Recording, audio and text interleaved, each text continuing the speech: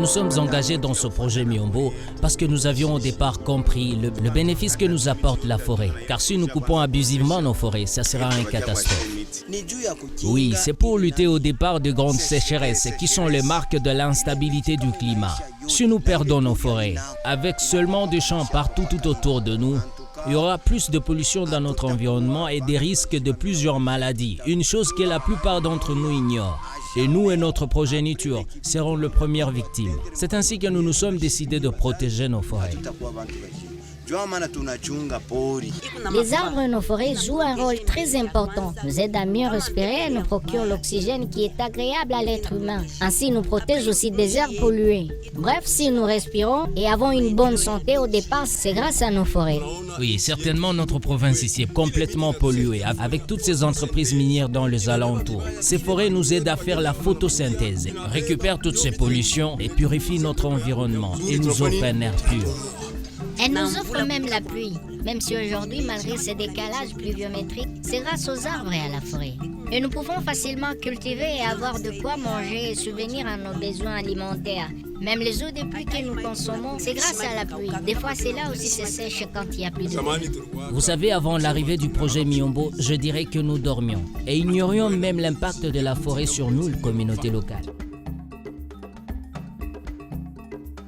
Nous avions aussi parmi nos communautés locales ceux qui n'avaient pas encore compris ce que c'était le projet Miombo.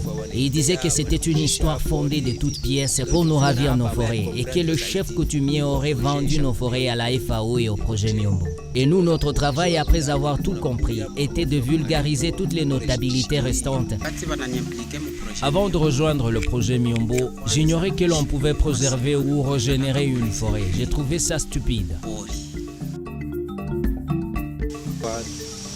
Imaginez-vous, jusqu'en ces jours, il y a parmi nos communautés locales qui ne savent rien sur le type d'arbres, encore moins leur utilité.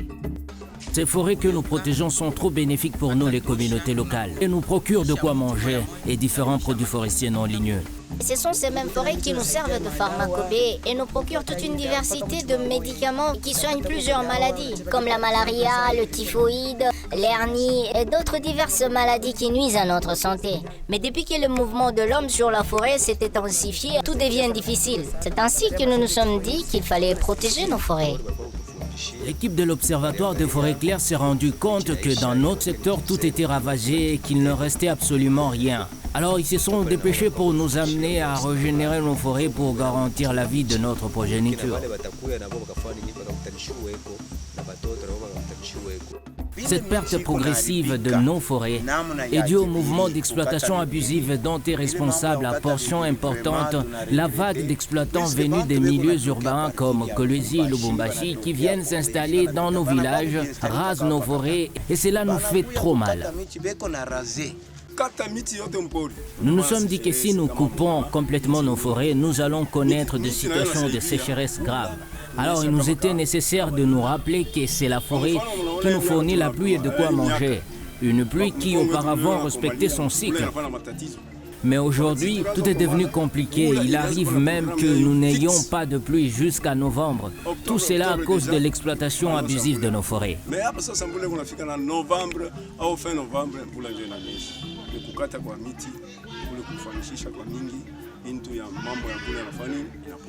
Et c'est ainsi que nous nous arrangeons à mieux conserver son couvert végétal pour garder cette humidité en choisissant des zones à couper. Nos forêts nous servent d'éponge et jouent un rôle très important pendant la saison sèche. Depuis mon adhésion dans le projet Miombo, j'ai beaucoup appris. Je suis à mesure aujourd'hui de gérer personnellement une forêt.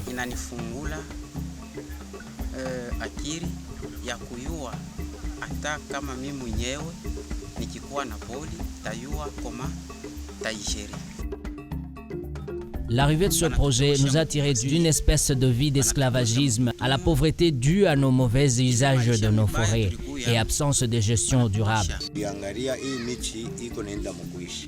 La première préoccupation quand nous nous sommes rendus compte de la dégradation de nos forêts était centrée sur l'avenir de notre progéniture. Et nous nous demandions comment va-t-elle s'en sortir. C'est ainsi qu'en reboisant ou en enrichissant nos forêts, nous nous sommes frayés une voie pour une restauration certaine de nos forêts. Et cela, nous le faisons bien. Mais comment? L'équipe d'Observatoire des forêts claires nous a d'abord emmenés dans nos forêts pour la récolte des diverses semences. Et par là, d'après les informations acquises, il nous a été appris comment le récolter, soit en le cueillant des arbres ou par ramassage. Pour mieux ramasser nos graines, il nous a été appris de commencer par préparer l'espace sur les arbres où vont tomber les graines. Oui, et tout cela pendant même une période de 2 semaines. Comme c'est propre déjà, il est facile de faire le ramassage. La collecte de semences doit se faire selon les étapes, et il y en a 4. La première étape, c'est la récolte. La seconde, le triage de graines.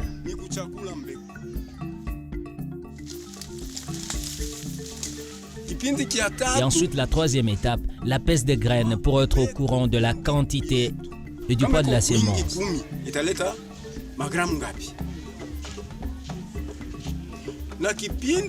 Et la quatrième étape, nous prenons ces graines et les comptons en le comparant justement au poids.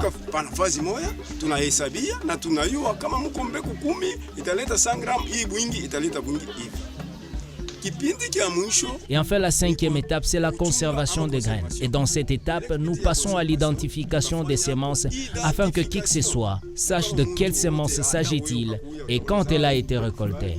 Ainsi, cela permet facilement de bien avoir des informations sur le temps et le taux de germination de graines.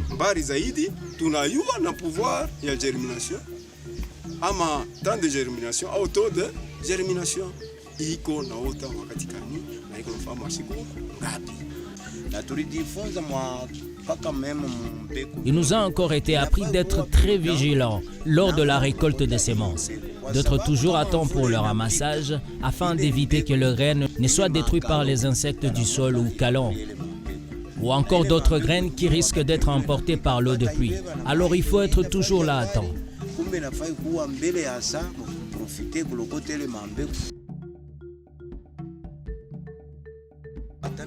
C'est ainsi que nous avons mis en place des pépinières avec 5000 plants, juste pour enrichir et restaurer nos forêts.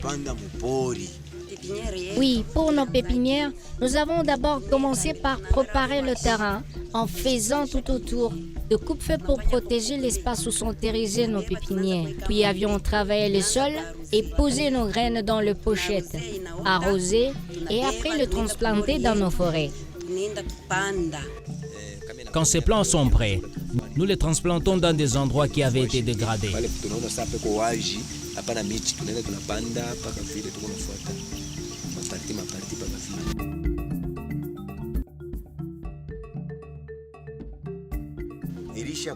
Et aujourd'hui, ces arbres ont poussé et ont remplacé ceux qui étaient coupés dans ces espaces vides. Nous avons commencé par des champs d'enrichissement pilote de 100 hectares d'une part et d'autre 50 hectares.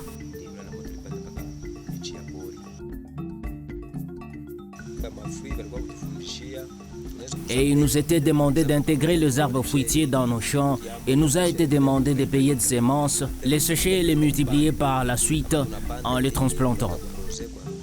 Et nos partenaires qui nous accompagnent ont pris la charge de nous chercher des clients et arrivons à vendre même jusqu'à 600 plantules. Ensuite, ce que nous gagnons nous sert à payer la main-d'œuvre et le reste est vendu dans notre caisse communautaire pour différents besoins.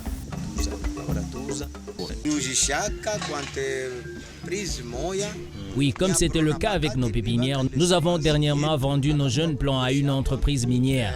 C'est un partenaire qui nous a aidés à l'écoulement. Il s'agit de la Pronapacat. Il avait déjà un client dans son sillage. Et il a profité pour la journée mondiale de l'arbre et a effectué la livraison à Kolwezi.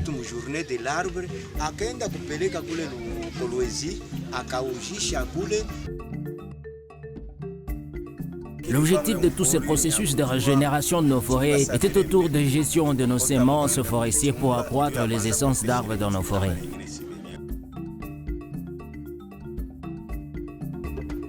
Nous avions eu plusieurs formations sur la gestion de forêt, mais avec peu de pratique. Et depuis le début de ces formations sur les MRV, nous étions surpris d'apprendre qu'un arbre portait une espèce d'information ou identité quelconque.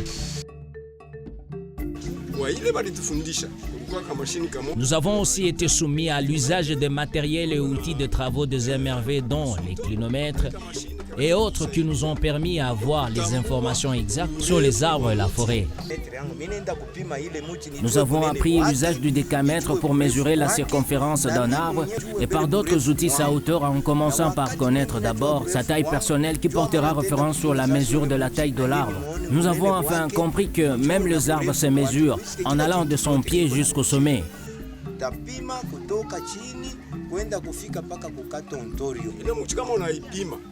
Et quand nous mesurons ces arbres, le but est d'avoir des informations exactes quelques années plus tard sur leur évolution. En mesurant la circonférence jusqu'à sa taille, cela nous permet d'avoir une précision de rendement que peut apporter un arbre. En termes de revenus en bois d'œuvre et directement, nous savons combien nous gagnerons.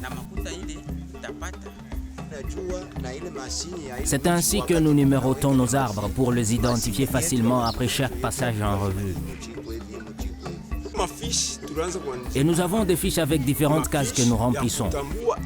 Premièrement, pour savoir tel ou tel arbre identifié se trouvait dans telle ou telle placette, car nos forêts sont reparties en parcelles et les arbres bien numérotés.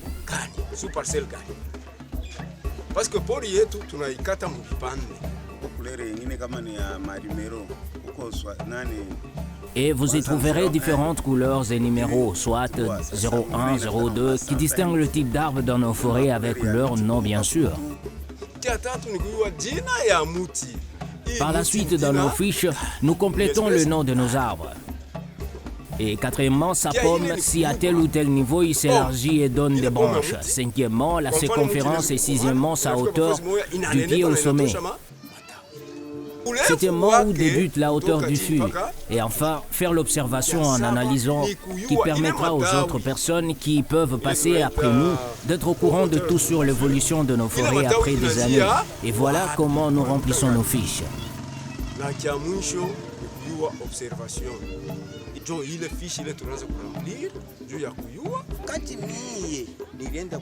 Et c'est après toutes ces formations que j'ai expérimenté. Je me suis rendu compte que l'arbre aussi pourrait être mesuré. C'était du nouveau pour moi.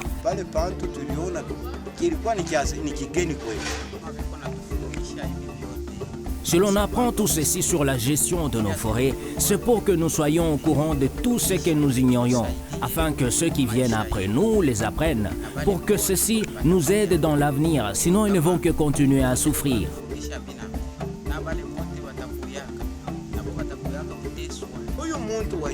Et quelqu'un qui ignorait tout comme moi, par exemple, je suis heureux car j'ai eu beaucoup de connaissances sur les informations d'un arbre.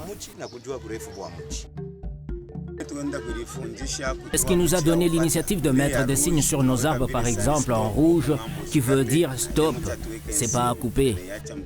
C'est soit des arbres à faible dimension ou encore précoces qu'il ne faut pas couper. Il faut la taille maximale pour couper un arbre, car les arbres à faible dimension doivent accroître et atteindre sa seuil d'exploitation. Et quand on les coupe encore jeunes, ça c'est la destruction. Même pour le bois de chauffe, ils ne seront jamais utiles.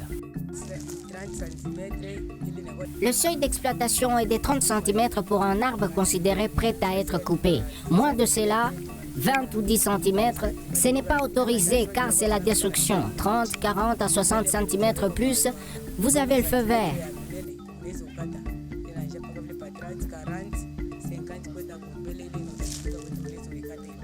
Oui, la restriction est aussi réservée aux arbres fruitiers forestiers qui nous procurent de fruits qui sont utiles pour nous, la communauté locale, mais encore plus actuellement que nous faisons passer dans des transformations à partir de nos petites et moyennes entreprises créées récemment. Et cela rapporte beaucoup plus de gains sur nous, les communautés locales. Et quand vous coupez un arbre pareil, nous mettons complètement la main sur vous sans aucune pitié.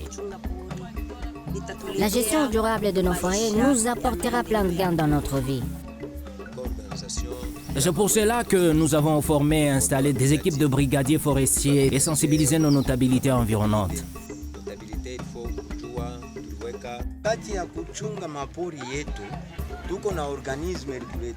Oui, c'est avec la FAO que nous avions pris l'initiative de mise en place de brigadiers forestiers qui, en même temps, parmi eux, il y a ceux qui se chargent de pépinières et qui font la collecte de semences. Ce sont eux encore qui s'occupent de coupe-feu et nos jeunes plants de feu de brousse. Tout cela pour nous donner le courage de reboiser d'autres parties dévastées en faisant d'autres pépinières prochainement.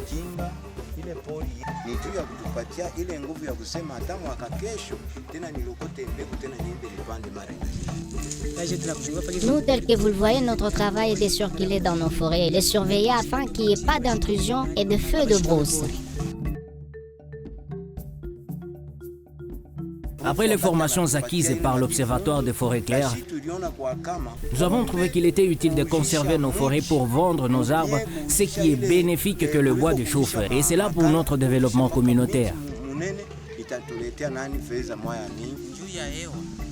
Il y a aussi ce qui concerne la conservation du carbone dans nos forêts que nous devons à tout prix conserver, tout en évitant l'exploitation abusive de nos forêts par des productions irresponsables de charbon de bois. Laquelle conservation sous l'initiative du gouvernement congolais devrait nous être récompensée et qui contribuera nécessairement à l'environnement mondial. Et là, il nous a été appris que nous serons intégrés dans le marché carbone. Des étrangers viennent chez nous pour exploiter nos forêts.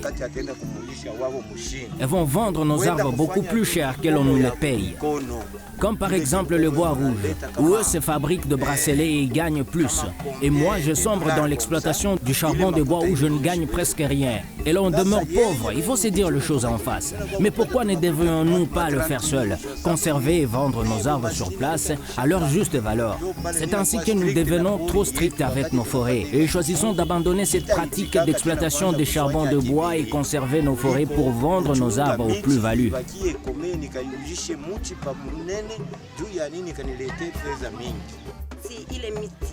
Aujourd'hui, nos forêts nous procurent du bois d'œuvre pour notre développement communautaire. Elles nous procurent différents produits forestiers non ligneux, des champignons, des chenilles, du miel, que nous pouvons vendre. Il y a aussi différents types d'arbres qui nous servent à produire du vin et différentes boissons locales.